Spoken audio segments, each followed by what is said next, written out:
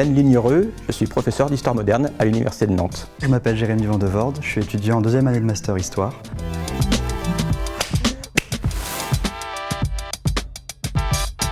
Faire des études d'histoire de l'art et d'archéologie à Nantes, c'est bénéficier d'un environnement urbain, régional, absolument remarquable, très riche et très diversifié, capable de nourrir effectivement toutes les curiosités et toutes les passions qu'un étudiant dans ces filières-là peut effectivement cultiver.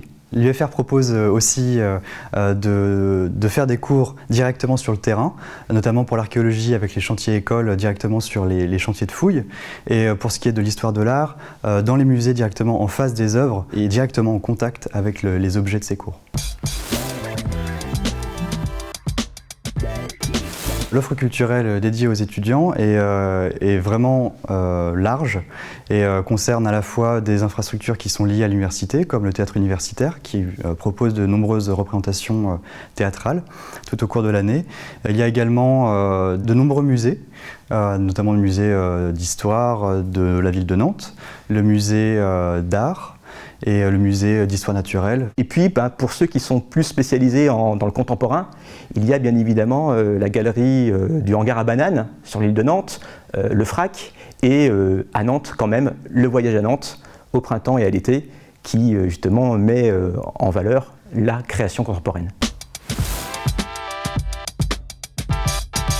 Il y a une dimension événementielle à travers des festivals, en particulier des festivals de cinéma, festival russe, festival de cinéma italien, espagnol, anglais et allemand, le festival des 3 continents. Et puis pour ceux qui s'intéressent à la dimension effectivement de projection, il y a la science-fiction mise à l'honneur avec le festival des Utopiales en particulier.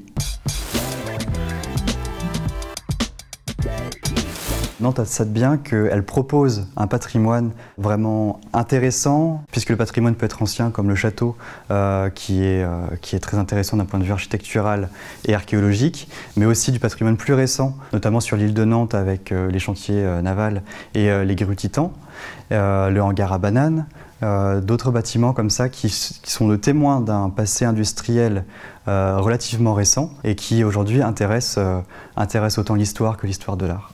On a la chance à Nantes d'avoir un site archéologique majeur, qui est le site effectivement aujourd'hui à Rezé, où s'est ouvert depuis quelques années le chronographe, qui est un lieu à la fois d'éducation à l'archéologie, d'exposition, de conférences et de formation d'une partie de nos étudiants. Et donc c'est vraiment un lieu où l'on peut pratiquer sa discipline dans un environnement qui est, là encore, ouvert à tous. C'est se familiariser avec la discipline au-delà de l'amphithéâtre et au-delà de la salle de cours. L'histoire de l'art, l'archéologie et l'histoire sont des sciences sociales et des sciences humaines du passé, mais pour aujourd'hui et pour répondre aux questions d'aujourd'hui. Et donc c'est pour ça qu'il est important d'avoir ces lieux qui ancrent nos disciplines dans le contemporain. Ça permet de compléter cette offre qui est proposée par l'université et d'avoir des univers variés qui ne sont pas cloisonnés aux cours proposés. Alors, les étudiants peuvent trouver un rôle majeur à jouer dans cette animation culturelle et artistique.